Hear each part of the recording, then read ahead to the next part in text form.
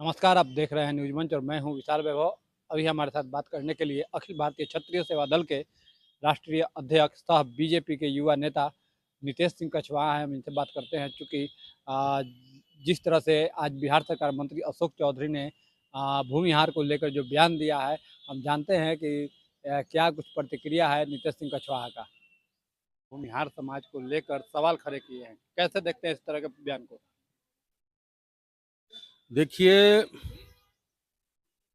सबसे बड़ी बात है कि ये जनता दल यूनाइटेड के अंदरूनी मामला है और इस पर जो भी प्रतिक्रिया, जवाब, सवाल करना, देना, उत्तर उन्हीं का काम है और किसी भी समाज को टारगेट करके किसी प्रकार की बात को नहीं बोलना चाहिए, मेरा मानना ये है। और फॉरवर्ड जो भी है स्वर्ण जाति, एनडीए को ही 2024 लोकसभा चुनाव में अपना बहुमूल्य वोट देने का काम किया। बाकी जो उनका तथाकथित बात है, जो भी बयान था, उसका जवाब उनके पार्टी के अंदर के प्रवक्ता दिए होंगे या देंगे, ठीक है। बात रही कि वहाँ कैंडिडेट जो हार गए या जीत गए, वो बात नहीं है। बात है कैंडिडेट आप किस प्रकार का चयन कर रहे हैं।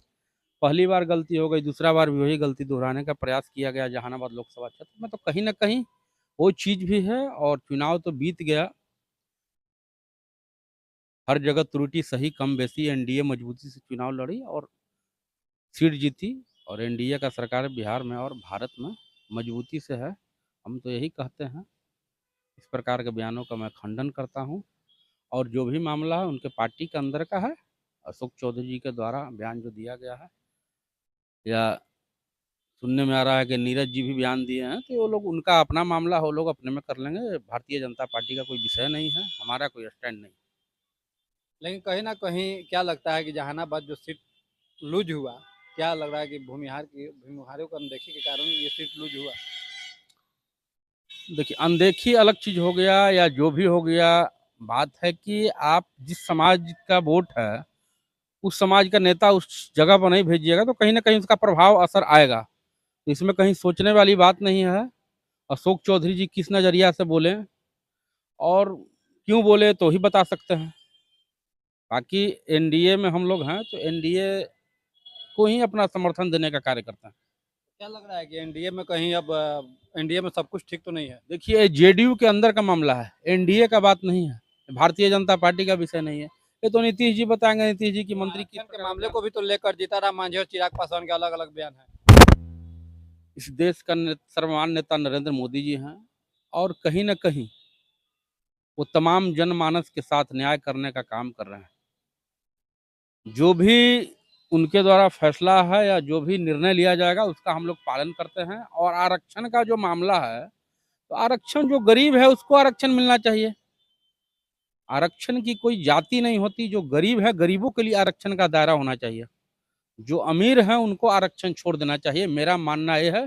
चाहे हम हो या कोई हो, किसी भी जाति धर्म में जाइए, अमीर गरीब सब में। कल 65% आरक्षण को लेकर तेजस्वी यादव धरना दे रहे हैं। तेजस्वी यादव जी का अपना स्टैंड है, अपना मामला है। नीतीश जी जब उनके सरकार में थे तो उनका मामला था और वो धरना दे रहे हैं, क्या कर रहे हैं, उन सब चीज़ों से हम लोगों को कोई मतलब नहीं है। और बिहार की जनता जान रही है, जंगल राज में जिस प्रकार से शोषण हुआ बिहार के जनता का, युवाओं का, महिलाओं का। जंगल राज में कुछ होता था, फिर बीच में जंगल राज 2 का सीन चल रहा था और अब तो अभी देखिए भारतीय जनता पार्टी एनडीए की सरकार है, तमाम चीज़ें ठीक से चल रही हैं। तो आरक्षण का जो मामला, मुद्दा है, उनके अंदर का है, जनता को ठगने और आपस में तनाव पैदा करने का। आरक्षण जो जैसे था वैसे है।